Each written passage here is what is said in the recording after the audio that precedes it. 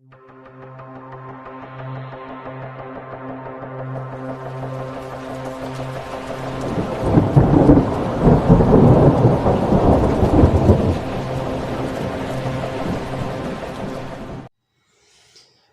Assalamualaikum warahmatullahi wabarakatuh. Perkenalkan, nama saya Sofyan Salahuddin Rahmat. Saya berasal dari Magetan, Jawa Timur. Saya dari Fakultas Ekonomi, Prodi Manajemen. Jadi di sini saya akan menyampaikan rangkuman materi yang disampaikan oleh pemateri pada acara PBAK UIN Malang 2021. Dan langsung saja memasuki materi pertama yang disampaikan oleh Wakil Rektor UIN Malang. Jadi UIN Maulana Malik Ibrahim Malang terdiri dari 7 fakultas. Ada Fakultas Psikolog, Humaniora, Syariah, Ekonomi, Saintek, Tarbiyah, dan Kedokteran. Dan kini UIN Maulana Malik Ibrahim sedang berada di tahap pengakuan internasional dan reputasi internasional. Oleh karena itu, UIN Maulana Malik Ibrahim sedang memperbanyak event internasional, program studi internasional, dan lain-lain. Dan upaya internasionalisasi dilakukan dengan mendorong para dosen dan mahasiswa untuk membuat jurnal internasional. Mahasiswa diwajibkan untuk research dan mempublish jurnal nasional atau internasional sebagai tugas akhir untuk menaikkan predikat kampus. UIN Maulana Malik Ibrahim juga memadukan pengetahuan umum dan agama untuk membentuk karakter melalui Ma'had Al-Jami'ah selama 1 tahun.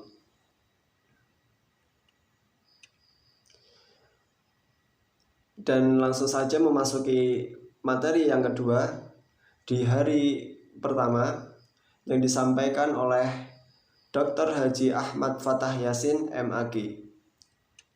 Beliau menyampaikan, kita adalah the best human material. Mahasiswa baru harus mengupayakan diri baik secara mental dan spiritual dalam mengikuti perkuliahan di UIN Malang. Dan beliau menyampaikan, orang yang memiliki mental spiritual memiliki 3 indikator, yaitu yang pertama berpikir ilmiah. Mahasiswa baru harus melandasi pikiran dengan pengetahuan umum dan agama. Dan yang kedua adalah berperilaku islami dengan cara tampil dengan style khas UIN Malang, yakni berpakaian islami dan tidak berambut gondrong, serta berbicara sopan dan sebagainya. Yang ketiga adalah menjadi mahasiswa yang kreatif dan terampil dalam bermasyarakat. Dan UKM adalah wadah untuk memenuhi bakat mahasiswa.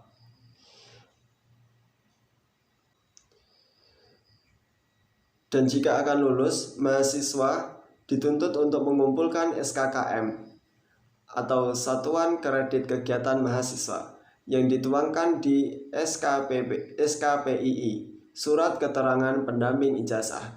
Hal ini didapat dari kegiatan non-akademik dengan skor minimal 250 poin.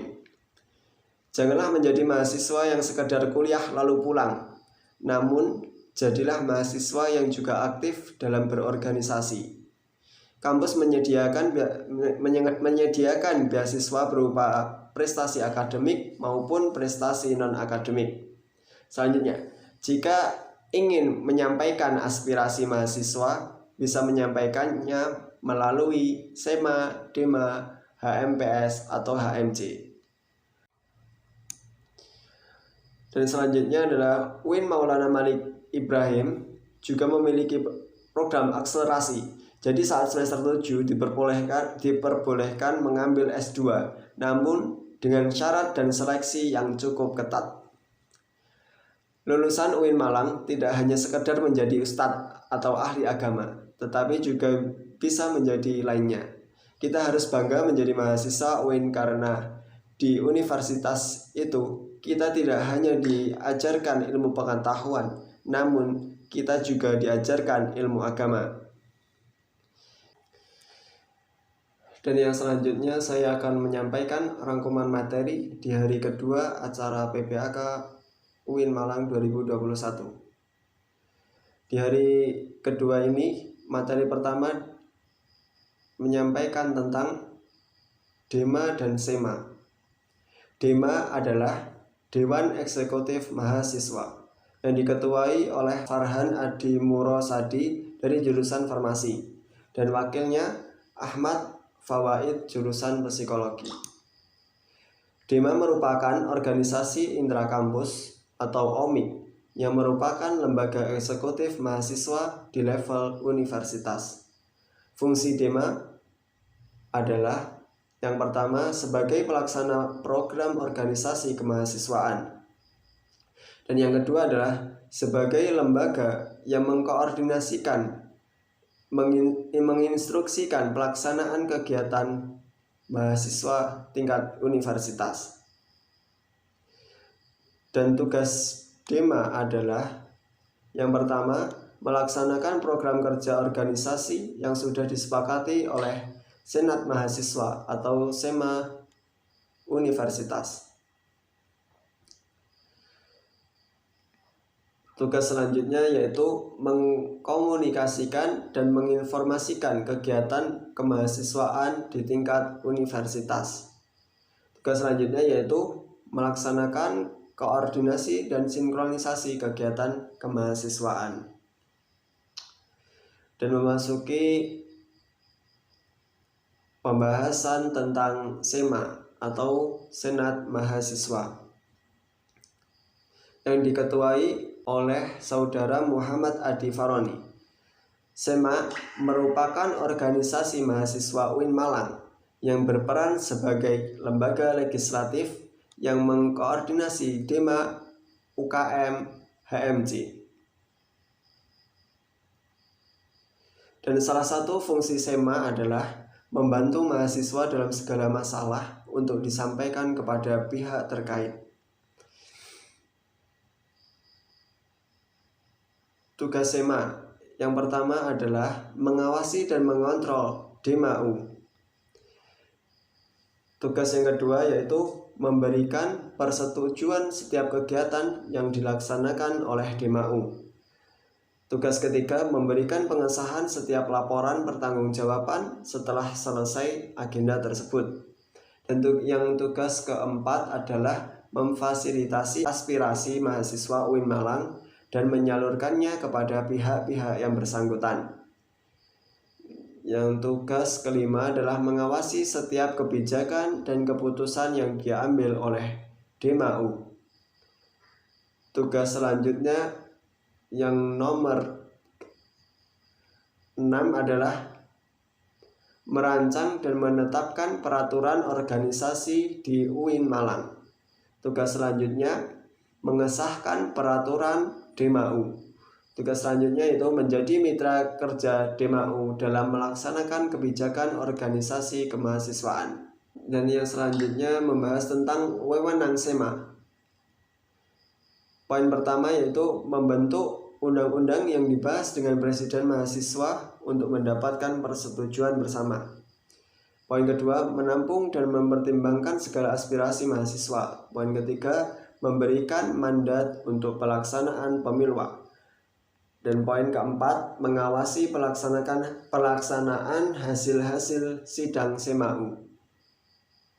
Poin selanjutnya mengawasi pelaksanaan program kerja dan kebijakan DEMA-U. Dan poin selanjutnya turut andil dalam mengkaji permasalahan yang timbul di dalam negara dan di tingkat universitas. Poin selanjutnya yaitu menerima dan membahas usulan PO yang berkaitan dengan bidang tertentu dan mengikuti sertakan dalam pembahasan. Dan materi yang kedua di hari kedua adalah membahas tentang UKM. Di UIN Malang terdapat banyak sekali UKM.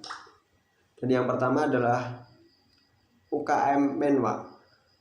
UKM Menwa adalah organisasi bersejarah pembentukan Jenderal A.H. Nasution pada tahun 1959 di Jabar. Semboyan penyempurnaan pengabdian dengan ilmu pengetahuan dan ilmu keprajuritan. dengan logo simbol warna ungu artinya mulia. Fungsi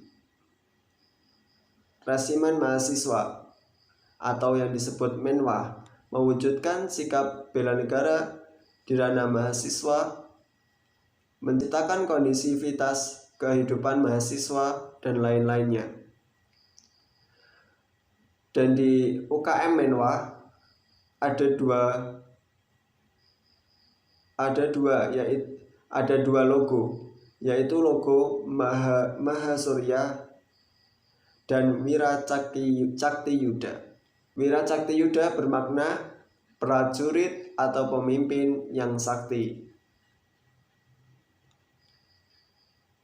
Dan latihannya terdiri dari lempar pisau, menembak, dan bela diri. Bela dirinya adalah karate. Dan yang selanjutnya adalah UKM Pramuka. Salah satu visinya yaitu mengamalkan nilai kode kehormatan dalam kehidupan sehari-hari.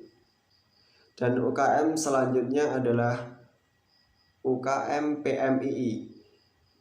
UKM PMII ini bergerak di bidang kemanusiaan, kekeluargaan, dan kemanfaatan.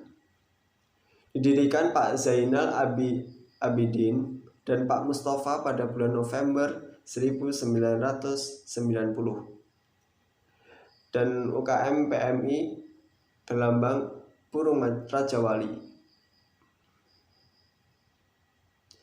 Dan terdapat program kerja pengurus inti, yaitu rapat bulanan, kartu kendali, pengukuhan AK Mustafa.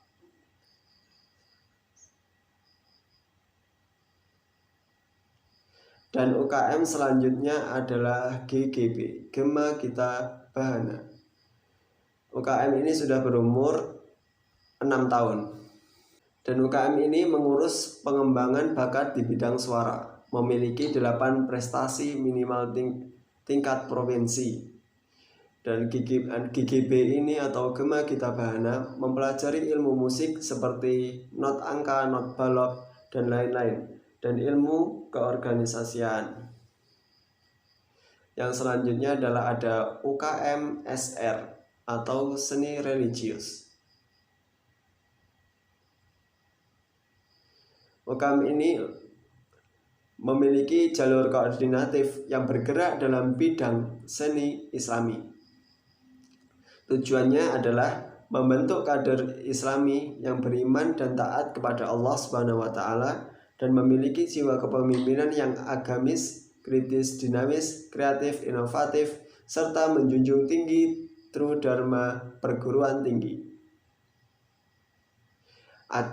UKM selanjutnya adalah UKM Teater. UKM Teater ini sudah berumur 35 tahun. Terdapat bidang musik, tari, sastra, aktor, dan lain-lainnya. Dan memasuki UKM selanjutnya yaitu UKM Mapala Tursina, yaitu organisasi pencinta alam. Kegiatan utama yaitu rekreasi atau mendaki, sosial atau bakti sosial, bencana alam untuk olahraga, mendaki gunung, panjat tebing, dan susur gua. Dan yang UKM selanjutnya yaitu UKM Junior, unit olahraga. UKM ini adalah wadah untuk mahasiswa dalam bidang olahraga. Menaungi 7 cabang olahraga yaitu sepak bola, bola voli, bulu tangkis, tenis meja, bola basket, sepak takraw, dan catur. Dan untuk UKM selanjutnya yaitu UKM Kopma Padang Bulan, dibentuk 9 Maret 2000 oleh Bapak Dr. Andes Haji Irfan SH MPD. Yang selanjutnya adalah UKM Komus, Komunitas Musik Studio 3. Dan UKM selanjutnya adalah UKM Taekwondo, merupakan awal dari ranting Univ Brawijaya, didirikan pada 11 April 1995. Untuk UKM Taekwondo ini seminggu 5 kali, yaitu pada malam Rabu, malam Kamis, malam Jumat, malam Sabtu, dan Sabtu pagi. Yang selanjutnya yaitu UKM Jepret Club.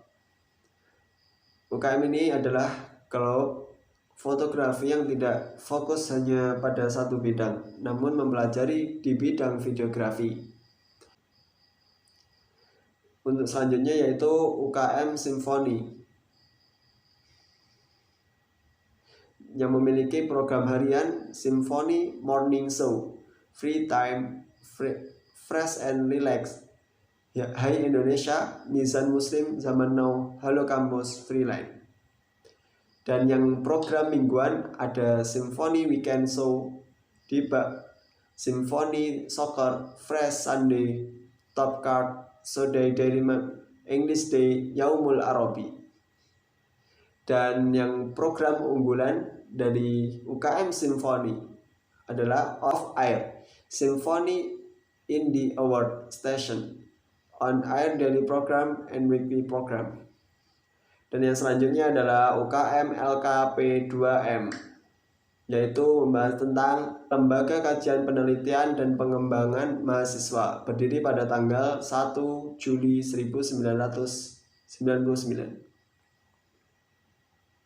UKM selanjutnya yaitu UAPM Inovasi, unit kegiatan mahasiswa yang bergerak di bidang jurnalistik, didirikan pada tanggal 21 Maret 1986 di Malang, yang memiliki visi memihak kesadaran nurani, filosofis mengembangkan independensi. Dan untuk yang selanjutnya adalah saya akan menyampaikan rangkuman materi ketiga dan keempat dengan tema yaitu kebangkitan bangsa menuju Indonesia tangguh. Jadi saya di sini langsung menyampaikan poin-poin pentingnya, yaitu 3 kekuatan pengubah dunia adalah kemajuan teknologi, agama, pasar. Dan beliau menyampaikan bahwa cara bekerja pada masa depan adalah munculnya jenis pekerjaan baru akibat digitalisasi dan otomatisasi. Dan beliau menyampaikan cara menjadi generasi unggul, yaitu poin pertama keagungan moral dan spiritual. Yang poin kedua gandrung ilmu pengetahuan. Yang ketiga memiliki digital quotient. Yang keempat kesalehan peduli sosial. Dan beliau menyampaikan kita harus mempunyai kecerdasan emosional, tidak hanya kecerdasan digital. Beliau menyampaikan mahasiswa UIN Malang harus punya 2 arus besar. 2 arus besar adalah Sunni dan Syi'i Islam. Dan yang poin selanjutnya adalah beliau menyampaikan apa itu moderasi dalam Islam. Definisi moderasi adalah secara etimologi wasatiyah berarti jalan tengah atau middle path, posisi tengah atau berkeadilan. Dan kenapa moderasi penting di Indonesia? Beliau menyampaikan karakter Islam sebagai agama rahmatan lil alamin yang menjunjung tinggi keadaan Islam dan harmoni inter dan antar pemeluk agama. Kedua, historis Islam di Indonesia, karakter masyarakat Indonesia yang lekat dengan kesatuan dan harmoni, ideologi bangsa Pancasila dan moto Bhinneka Tunggal Ika. Dan beliau menyampaikan peran mahasiswa UIN Malang. Mahasiswa harus memerankan diri sebagai agent of change dalam menguatkan dan mendesimisasi agenda moderasi. Selanjutnya, mahasiswa harus mengedepankan kepentingan kebangsaan dan keagamaan yang sesuai dengan prinsip moderasi. Selanjutnya, mahasiswa UIN harus cerdas akademik, religius, dan kebinekaan. Jadi sekian dari saya. Apabila ada banyak salahnya, mohon dimaafkan. Sekian, wassalamualaikum warahmatullahi wabarakatuh.